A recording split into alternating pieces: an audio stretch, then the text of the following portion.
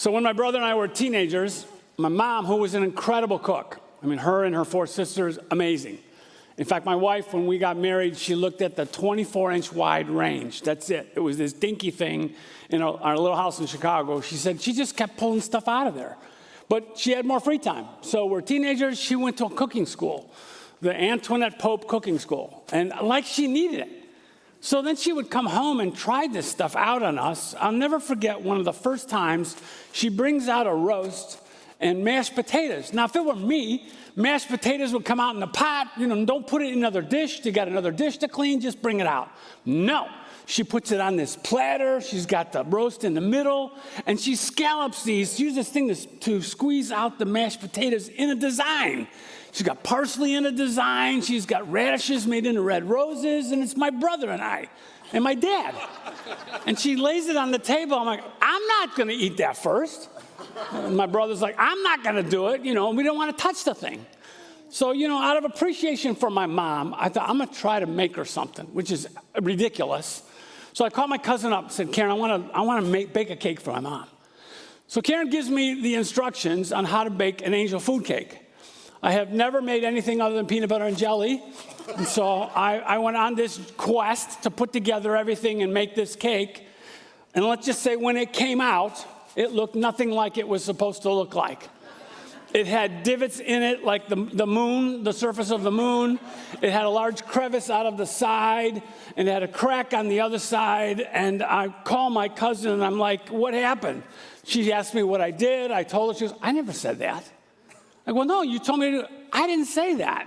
So I blew the instructions she gave me. I forgot what they all were, but I'm like, what do I do with this cake? I thought, well, frosting, isn't that like drywall mud? So I could just kind of paste it and it would stick? No, it just oozed down. It was the ugliest looking cake I'd ever seen. And so there we go. But it's all because I didn't listen to my cousin. I thought she said this and she said other things. And we can get ourselves into all kinds of trouble when we act on something we thought somebody said when they didn't. It may be as simple as a disastrous cake for your mom, or worse, a broken relationship, or even more than that. So with that crazy bit as a backdrop, we're going to take both a lighthearted, but more often a serious look at some of the common sayings that are often credited to Jesus. On the lighthearted side, we'll chuckle together over disastrous cakes and whether or not something was said by Dumbledore or Proverbs. On the serious side, we'll take a closer look at what Jesus really said. The focus of this series is ultimately to help us recognize Jesus' voice in spite of all of the other voices that are calling for our attention. Because it is his voice and his ways that are life-giving and matter for all of eternity. The series actually began when we considered a creative way to look at Jesus' life coming out of Easter. Because we know this, the more people that come to know and love and trust Jesus, the more changed lives that we'll see. And actually, it started with an interesting social media post. I'm imagining most of you have seen one that actually led to a deeper dive. Like, if those are some of the things people believe Jesus said, what are some other ones? And man, it's a rabbit trail you could go down. There are a whole bunch more things that people believe. But not only that, there's an interesting rabbit trail on things that are attributed to someone else that are not true, but they're now believed to be true. They kind of hit this tipping point where it's like, oh, they said that, and they didn't. So, well, I can't tell you myself how many times that I've heard people say things with deep conviction that Jesus said this or that, and they haven't. In fact, I believe, after 40-plus years of pastoral ministry, that it is often a reflection, not always, but often a reflection of somebody who believes they have a relationship with Jesus, but they really don't, because the way they live their life looks more like they're following what they feel instead of following Jesus. Which leads us to the first thing that Jesus didn't say, follow your heart. That one is closely connected to a couple of other phrases, like believe in yourself, live your truth, be true to yourself. And while there are parts of truth in all of those 4 sayings all have something in common. They all have the self as the sole guide for one's life. The underlying assumptions behind these sayings are that what one feels about oneself would lead to the most fulfilling life ever. Trusting one's deepest feelings and dreams about oneself and not letting anyone or anything get in the way. In contrast, Jesus said very simply, "Follow me." And he said it over and over and over again. For example, he finds some men fishing, and he says to them, "Follow me, and I will show you how to fish for people." And they left their nets at once and followed him. And then Jesus comes across a guy who is all about money, to the point that he was even cheating his own people. He says, "Follow me and be my disciple." And that man, Matthew, got up and left that life and followed him. And then there was the time that a huge crowd had gathered around Jesus and his disciples, which at this point of his life had become the norm. It was very difficult to get alone, and the crowd was all around him. And as Jesus would often do, he would turn to the disciples and speak to them with the crowd behind him. Not sure how loud he spoke, but he would speak to them first. And on this occasion, I referred to this a couple of weeks ago, he speaks very clearly about what's coming, the first of 3 times recorded in Matthew, Mark, Luke, and John, when he says, "I am going to Jerusalem. I will suffer many terrible things. I will be rejected and I will be killed, but I will rise on the 3rd day." The disciples are shocked by this. They don't like it. It doesn't make any sense. And so Peter, on behalf of everybody else, pulls Jesus aside and reprimands him. To which Jesus says, "You are seeing things from a human point of view, not from God's." Well, this becomes clearly a huge teachable moment. So Jesus steps back and speaks not only to the disciples, but the entire crowd when he says this, "If any of you want to be my follower, you must give up your own way, you must take up your cross and follow me. If you hang on to your life, you will lose it. But if you give up your life for my sake, you'll save it. And what do you benefit if you gain the whole world, but you lose your own soul? Is anything worth more than your soul?" Now, that's a far cry from follow your heart. In fact, it's clear Jesus knows why that is such a misleading way of living.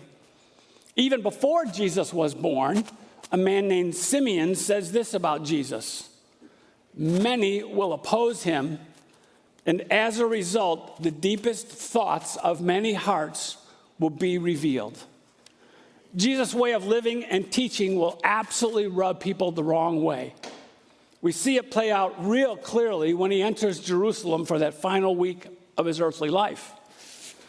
As he enters the city, the crowds are screaming out, "That's our king, that one. He's the one from God. He's the one. Oh, glory to God for him." And within 7 days, they're screaming, "Crucify him, kill him." Fickle hearts, foolish hearts, fully revealed, just like Simeon said would be. And then there was Judas, who was following his heart when he wanted money and power, and in terms of what he believed the Messiah was supposed to be like. The one who objected to what he said was an absolute waste of money that could have instead been used for the poor. I could imagine some saying, "Oh, look at Judas. He has a good heart because he cares about the poor." But that same Judas, who was the treasurer for Jesus and the disciples, who took care of all the money that was given to them to cover food and lodging and throughout their ministry, was stealing from that very treasury. That same Judas gave up on Jesus and his way, and he was so disillusioned with Jesus, he bargains to gain money for cash to betray Jesus. What was really going on in Judas' heart was finally revealed, just like Simeon said would happen. Jesus knew what was in Judas' heart. Sadly, he didn't really know. And the same could be said about the religious leaders, the governing officials, the Roman soldiers, blind hearts, cold hearts, deceived hearts. Now, this wasn't new in Jesus' day. About 700 years earlier, the prophet Jeremiah spoke about it this way. The human heart is the most deceitful of all things and desperately wicked. Who really knows how bad it is? But I, the Lord, search all hearts and examine secret motives. It's what Jesus saw would play out over and over and over again. Like the time he heals a deformed man's hand in the Sabbath, in the synagogue, our church, on the Sabbath, our Sunday. And the religious leaders are furious because they say Jesus broke laws by healing on that day, by doing work on that Sabbath day. And they figured you can't be from God because you don't do things the way they're supposed to be done. This is wrong. And Jesus asks them a very simple question in that exchange, but they refuse to answer because that question exposes their hypocrisy.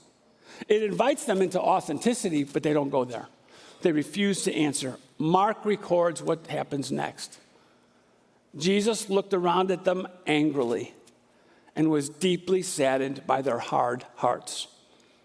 At once, the Pharisees went away and met with the supporters of Herod to plot how to kill Jesus.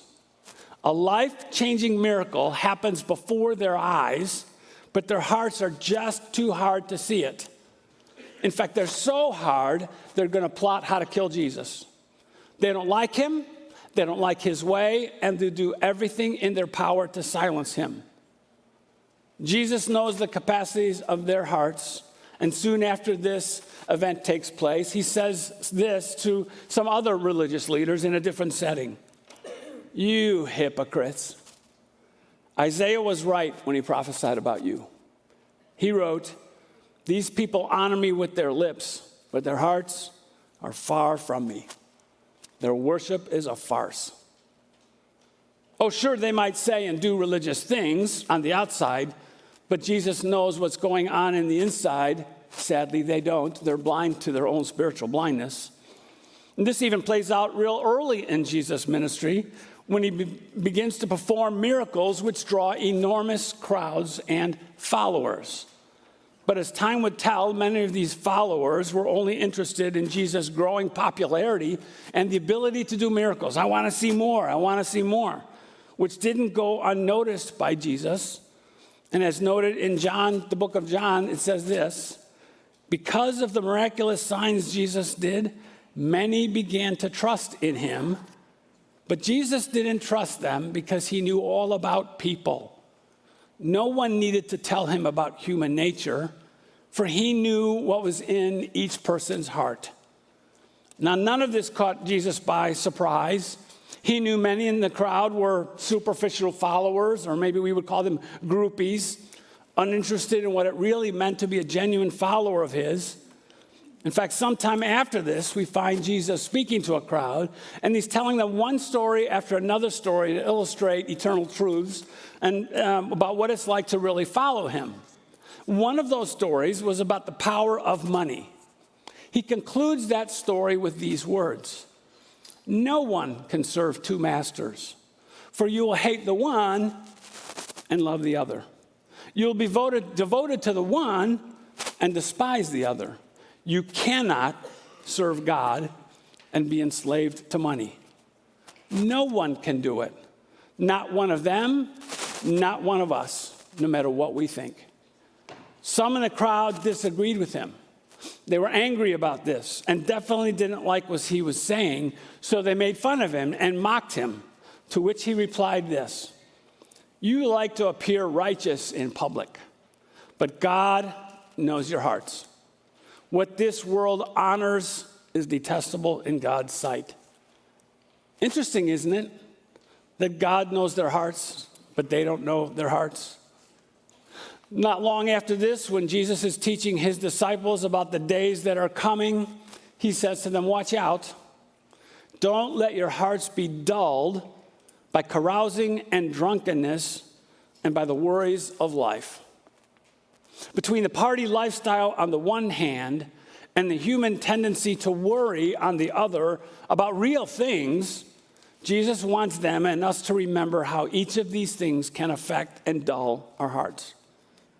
It's why he tells them the greatest commandment is to love the Lord your God with all your heart, soul, and mind. I think that commandment takes on greater meaning in this context, don't you? Now I understand why he calls us to love him with all of our hearts, because he knows what our hearts can do. The more we learn to know and love Jesus, the more natural it is to rely on him, and the more important it is to recognize his voice, what he really said, so we can align our hearts to his heart. He knows what matters most, which emerges in a wonderful way as he speaks to his disciples at that Last Supper. He says to them, "Do not let your hearts be troubled. Trust in God and trust also in me. I am leaving you with a gift, peace of mind and heart. And the peace I give you, the world cannot give you. So don't be troubled or afraid." Hearts that are troubled, calloused, or hardened. Hearts that are at peace and that aren't troubled, calloused, or hardened. Hearts that are at peace instead of filled with anxiety. Hearts that are tender to God's heart instead of fighting against it. Follow your heart? Jesus didn't say that. What he did say was follow me. And following him is what matters most, both now and for eternity. When we were testing the Dumbledore Proverbs game, I told you I don't know Dumbledore from a tile floor, but it was pretty easy to recognize the ones that were from Proverbs because I was familiar with Proverbs, which is exactly what this series is about, becoming more familiar with Jesus so we could recognize something that he did say and something that he didn't say. The more familiar we are with what he really said, the easier it is to recognize his voice. I'm going to close with a prayer that stole a couple phrases from David in the Psalms, some you might recognize, and I'm going to put it on screen for us. Oh God, our holy and loving Father, you and you alone know the deepest parts of our hearts and minds, so we turn to you. We need you to create a clean heart in us, one that follows you, one that follows after you all of our days, one that fully trusts you and your ways, and one that can hear your voice above all others. Amen.